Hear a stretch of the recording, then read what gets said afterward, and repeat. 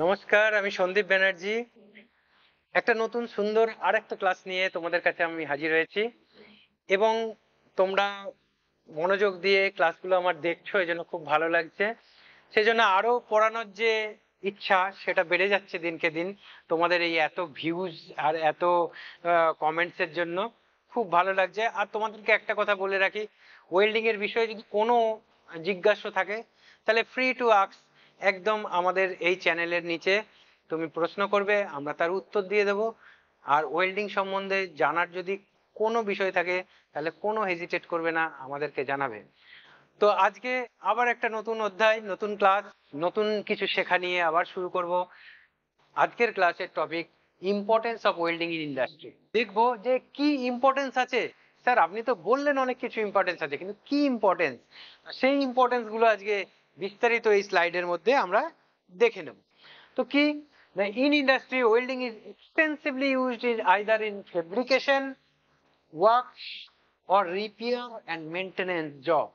মানে ওয়েল্ডিং কোথায় কাজে লাগে, ইন্ডাস্ট্রি কেন ওকে এত ভালোবাসে? না কারণ না ওয়েল্ডিং এক্সটেন্সিভলি ইউজ, যেটা আমি বারবার বলছি যে ওয়েল্ডিং ছাড়া ভাবাই যাবে না, সব কিছুতেই ওয়েল্ডিং লাগে। আইদার ইন ফেব্রিকেশন, কোনো কিছু তৈরি হচ্ছে তার জন্য লাগবে। আর কিসে লাগবে? ওয়ার্কস, কোনো কাজে নতুন কাজ হচ্ছে, ফেব্রিকেশন ওয়ার্কস হচ্ছে, লাগবে। আর কি হবে না রিপেয়ার, মানে জিনিসটা চলছিল কিন্তু ভেঙে গেছে, এই যা ওয়েল্ডিং সেকশনে নিয়ে চলে যাও, নিয়ে আবার ওটাকে ওয়েল্ডিং করে আবার মেশিনে লাগিয়ে আবার মেশিনটা রান করছে। তো তাহলে কি হচ্ছে রিপেয়ারে। আর কিসে না মেনটেনেন্স, মানে ধরো খারাপ হতেও পারে না হতেও পারে, কিন্তু আমাকে জিনিসটা ঠিক আছে কিনা দেখতে হবে, তাহলে মেনটেনেন্সের কাজেও আমার কিন্তু ওয়েল্ডিং লাগছে। তাহলে ওয়েল্ডিং ছাড়া কিন্তু ভাবনা মানে ভাবাই যাচ্ছে না ইন্ডাস্ট্রির কথা। In welding, a considerable saving is obtained in production cost. Production cost সবকিছুতেই বাবা একটা জিনিস যেটা হচ্ছে যে আমাকে কম পয়সায় জিনিসটা ম্যানুফ্যাকচারিং করতে হবে। কম পয়সায় যদি করতে হয় তাহলে আমাকে কি করতে হবে, এমন কিছু ইউজ করতে হবে যাতে সহজে হয়ে যায়। ধরো আমি ওয়েল্ডিং এর একটা যদি মেশিন কিনে নিই এবং সেটা দিয়ে আমার যদি ইন্ডাস্ট্রিতে কোনো জিনিসের ওয়েল্ডিং হয়, কোনো প্রোডাকশন হয়, তাহলে কন্টিনিউয়াস সে কিন্তু ওয়েল্ডিং মেশিন থেকে আমি ওয়েল্ডিং করে যাচ্ছি, তাহলে কি হচ্ছে কস্ট কমে যাচ্ছে। আর আমি যদি ভাবি যে না, আমি নাট অ্যান্ড বোল্ট দিয়ে জয়েন করব, আমি ওয়েল্ডিং করাবো না, আমি নাট বোল্ট দিয়ে জয়েন করবো, প্রথমত তো নাট বোল্টের টেল বেরিয়ে থাকবে, নাটের হেড বেরিয়ে থাকবে, এর ফলে কি হবে, অসুবিধা হবে। সেগুলো নয়, আমি মেনে নিলাম যে অসুবিধা কিছু নেই, কিন্তু তাও এতগুলো নাট বোল্ট জয়েন করার জন্য এই যে জিনিসটা বানালাম সেই জিনিসটার ওজন বেড়ে যাবে প্রচুর পরিমাণে। আবার কি হবে, এতগুলো নাট বোল্ট কিনতে হবে, তার জন্য আমার প্রচুর টাকা লাগবে। আবার কি হবে যে এত নাট বোল্ট হঠাৎ করে একটা খুলেও যেতে পারে অনেক দিন চলতে চলতে, কিন্তু ওয়েল্ডিং ইজ এ পার্মানেন্ট। তাহলে তোমাকে আমি বোঝাতে পারলাম যে কতটা এ সেভিং করছে টাকার। কার? মালিকের। মালিকের টাকা সেভিং হচ্ছে, তবে না সে প্রোডাক্টটা কম দামে বাজারে ছাড়তে পারবে। তাহলে ওয়েল্ডিং কিন্তু তাকে সাহায্য করছে। আর কি, অ্যাব্রাপ্ট চেঞ্জ, মানে আমি যদি তৎক্ষণাৎ কোনো জিনিস চেঞ্জ করি তাহলে কিন্তু ধরো ও আমি যে বললাম নাট বোল্ট দিয়ে জয়েন করব, তো কোথাও কোথাও তো গর্ত করতে হবে, তো যতগুলো নাট বোল্ট লাগাবো ততগুলো গর্ত করতে হবে, তবে তো নাট আর বোল্টটা লাগাতে পারবো।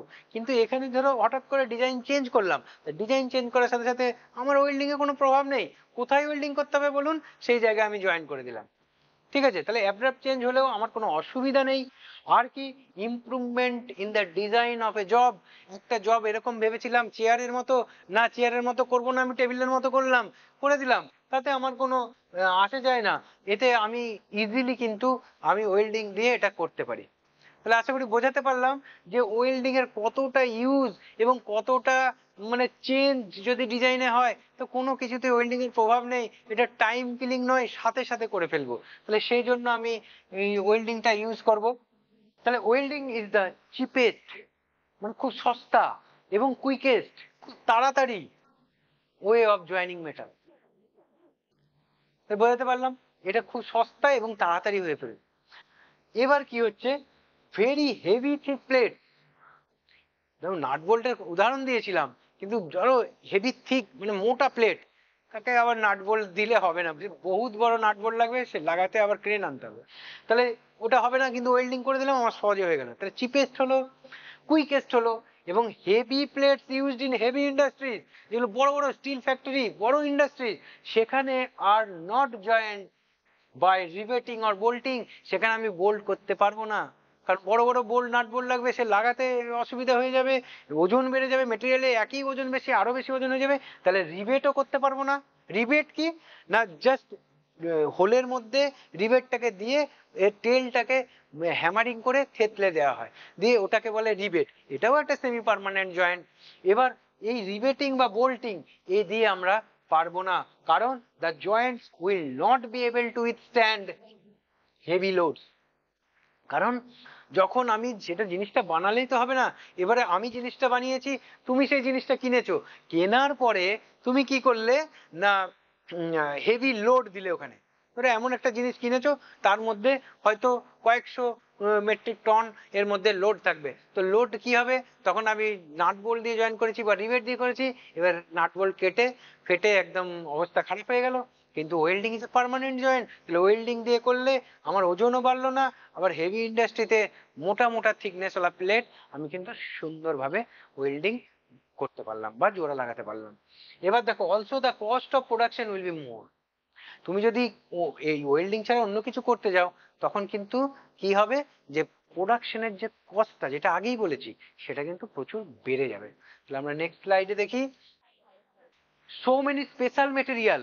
স্পেশাল মেটেরিয়াল মানে মানে যেগুলো স্পেসিফিক, মানে অ্যারোস্পেস, অ্যাটমিক পাওয়ার জেনারেশন, থিন ওয়ার্ল্ড কন্টেনার, পাতলা, ফর স্টোরিং কেমিক্যাল, কেমিক্যাল যেগুলোতে থাকে, তাহলে এই জায়গাগুলোতে কিন্তু ওয়েল্ডিং করতে হবে।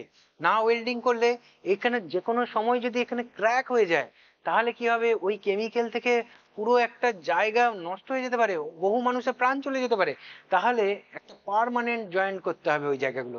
তাহলে সেই জন্য স্পেশাল মেটেরিয়াল, অ্যারোস্পেস, এরোপ্লেন যে তৈরি করা হয়, তো তাতেও যদি ওখানেও যদি কোনো রকম অন্য কিছু প্রবলেম হয়, তাহলে জয়েন্ট যদি ফেটে যায়, তাহলে ওর এয়ার প্রেসার গন্ডগোল হয়ে যাবে, ওখান থেকে প্লেন ক্র্যাশ হয়ে যেতে পারে।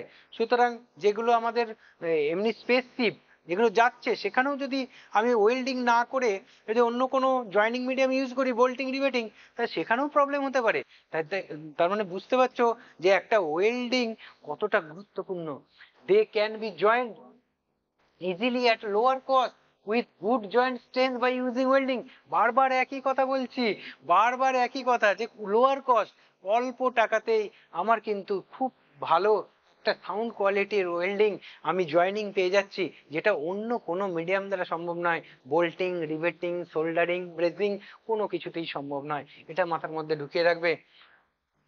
এ welding joint is strongest joint, all the other type of joints, যে কোনো আদার টাইপ অফ জয়েন্ট মানে বোল্টিং, রিভেটিং, সোল্ডারিং, ব্রেজিং, এদের থেকে ওয়েল্ডিং হচ্ছে দারুণ। মানে ওয়েল্ডিং এ যতটা স্ট্রেন্থ ধরে রাখবে, এরা কিন্তু ততটা স্ট্রেন্থ ধরে রাখতে পারবে না।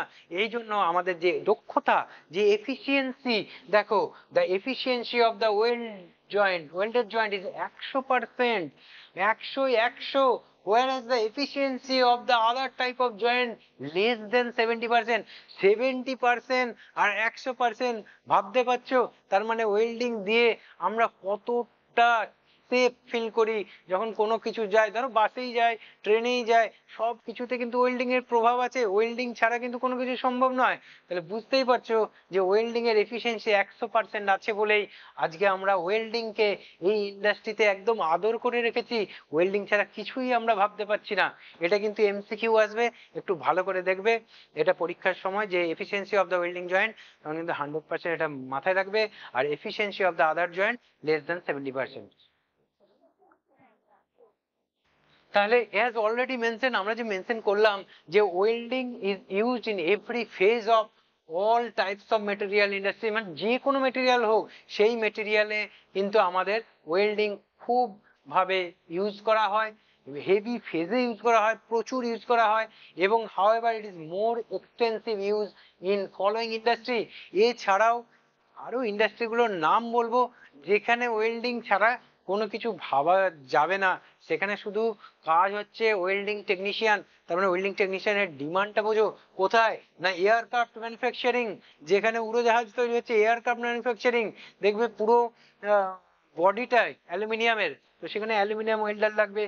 আর অটোমোবাইল ইন্ডাস্ট্রি, এক্ষুনি বললাম যে বাস, ট্রাক, ট্রান্সপোর্ট, রেল, যা কিছু বলো, অটোমোবাইল, রাস্তায় যা চলছে সব অটোমোবাইল। তো সব অটোমোবাইলে তোমার ইঞ্জিন থেকে শুরু করে সমস্ত কিছুতেই তোমার ওয়েল্ডিং এর বিশেষ প্রয়োগ আছেই। শিপ বিল্ডিং ইন্ডাস্ট্রি, যেখানে জাহাজ তৈরি হয়, আমাদের গার্ডেন শিপ বিল্ডার্স, ওখানে দেখবে এই কদিন আগে একটা জাহাজ তৈরি হলো নতুন, সে রাষ্ট্রপতি এসেছিলেন, উদ্বোধন করে গেলেন। তো সেই শিপ বিল্ডিং, সেই শিপ যে তৈরি হয়েছে, সেখানে ওয়েল্ডিং এর এক্সটেন্সিভলি ইউজ আছে। আর কি, structural work in bridge and building, যত ব্রিজ বিল্ডিং তৈরি হচ্ছে তার যে structure work. Oil industry, IOCL যেরকম আছে, ইন্ডিয়ান অয়েল, এইচপি আছে, তো এদের যে মানে রিফাইনারি গুলো আছে, সেখানে ওয়েল্ডিং এর হেভি ইউজ আছে। Plus high speed rail, road cars, এ তো বললাম। মাইনিং ইকুইপমেন্ট, কয়লা যে তোলা হচ্ছে, তেল যে তোলা হচ্ছে, তার যে স্ট্রাকচার বানানো হচ্ছে, সেখানে ওয়েল্ডারের ইউজ। সেখানে যে মালটা নিয়ে মাটির তলায় ধরো কয়লা ট্রলি নিয়ে আসতে, সেখানে ওয়েল্ডিং এর ইউজ। রেল লাইন পাততে হচ্ছে, সেখানে ওয়েল্ডিং এর ইউজ। ওয়েল্ডিং, ওয়েল্ডিং আর ওয়েল্ডিং, এছাড়া কিচ্ছু ভাবা যাচ্ছে না। দেখো, আরো জানতে পারবে কোথায় না, construction, farm, food plant, equipment industry, যেখানে খাবার তৈরি হয়, সেক্ষেত্রে যে কৌটো, তার জন্য এক্সট্রিমলি তোমার ওয়েল্ডিং এর ইউজ আছে। না হলে কিন্তু ওই ওই খাবার নষ্ট হয়ে যাবে। ওগুলো কি করা হয়, বিদেশে যে পাঠানো হয়, সেই ফুড ইন্ডাস্ট্রি গুলো, ওগুলো ভ্যাকুয়াম করা থাকে। তাহলে ওয়েল্ডিং ছাড়া ওই কি হবে, নাট বোল্ট দিয়ে বা রিভেট দিয়ে সোল্ডারিং করলে কি হবে, ওগুলোর মধ্যে হাওয়া ঢুকে যাবে, নষ্ট হয়ে যাবে। তার মানে বুঝতে পারছো কত ছোট ছোট সূক্ষ্ম সূক্ষ্ম জিনিসে কত ওয়েল্ডিং এর ভাইটাল রোল রয়েছে। এছাড়া কোথায়, manufacturing and furnace and boilers, যেখানে কোনো কিছু তৈরি হয়, ম্যানুফ্যাকচারিং, সেখানে তো লাগবেই। Furnace, manufacturing of furnace, furnace যে তৈরি হয়, ফার্নেসের মধ্যে অ্যাকচুয়ালি ফার্নেস কি করে, মেটাল গলায়, ঠিক আছে। তো আমাদের সেখানে ওয়েল্ডিং এর ইউজ আছে। এবং বয়লার, বয়লার যেখানে স্টিম জেনারেট করা হয়, পাওয়ার যেখানে জেনারেশন হয়, সেখানে দেখবে যে বয়লার্স থাকে, ওখানে স্টিমকে মানে জলকে ফুটিয়ে একদম স্টিম তৈরি করে, হাই স্পিড স্টিম করে টারবাইনে পুশ করা হয়। তো বয়লার্স এর ক্ষেত্রে দেখবে ওয়েল্ডিং এর প্রচুর ইউজ আছে। মিলিটারি ওয়ার ইকুইপমেন্ট, এই আর কি বলবো, এখন তো যুদ্ধ চলছে চারিদিকে, দেখবে মিলিটারি যে ইকুইপমেন্ট গুলো, মানে মিলিটারিদের কাজে যেগুলো লাগছে, সব কিছুতে, এমনকি একটা বন্দুকই বলো আর যাই বলো, সেখানে সূক্ষ্ম সূক্ষ্ম ওয়েল্ডিং রয়েছে। এছাড়া স্টিল মিল ইকুইপমেন্ট, স্টিল ফ্যাক্টরিতে যে মিলের equipment, machine tools industries, machine tools industry মানে যেখানে মেশিন গুলো চলে আমাদের, সেখানে দেখবে প্রচুর মেশিনের জন্য অ্যাক্সেসরিজ লাগে, সেই টুলস গুলো তৈরি করতে machine tool industry. Die and tool making, tool manufacturing, die মানে যেখানে কোনো জিনিস ধরো তৈরি হয়, তার জন্য যে ডাই বানাতে হয়, তার জন্য যে একটা ছাঁচ বানাতে হয়, সেখানে ওয়েল্ডিং এর প্রয়োগ আছে। কোথায় নেই, repairing and construction of mile still structure, repairing, maintenance বলো, মাইল স্টিল স্ট্রাকচার বলো, অন্য কোনো সিআই স্ট্রাকচার বলো, যে যা কিছু তো মানে ইন্ডাস্ট্রিতে মেটেরিয়াল ইউজ হয়, সব ইউজ কিন্তু ওয়েল্ডিং ছাড়া আর কিছুই ভাবা যাবে না। সুতরাং ওয়েল্ডিং হচ্ছে প্রচন্ড ইম্পর্টেন্ট ইন ইন্ডাস্ট্রি, সেখানে কিন্তু ওয়েল্ডিং ছাড়া কোনো কিছু ভাবা যাবে না। আশা করি ইম্পর্টেন্স অফ ওয়েল্ডিং বুঝতে পেরেছো সবাই, সবার ভালো লেগেছে, সবাই যে শান্তভাবে ক্লাসটা শুনেছো, এর জন্য খুব ভালো লাগছে। সবাই বেশি করে কমেন্ট করো, লাইক করো, আর কোনো কিছু জানার থাকলে ফিল ফ্রি টু আস্ক, আমাদেরকে জিজ্ঞেস করো। ঠিক আছে, আজকে এখানেই শেষ করলাম। ধন্যবাদ।